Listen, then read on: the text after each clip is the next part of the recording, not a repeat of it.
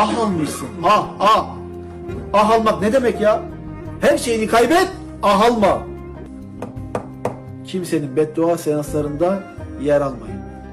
Allah'a emanet edilenlerden olmaya çalışın Müslümanlar.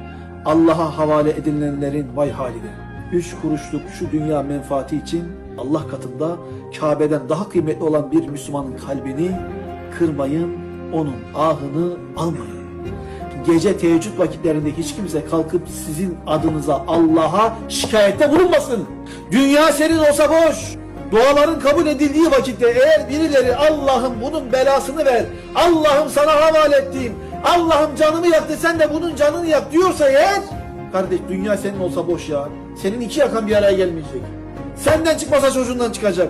O ah mutlaka tutacak. O beddua boşa gitmeyecek. Müslümanca yaşayalım. Ölüm anidir arkadaşlar. Kimsenin hakkına girmeyin.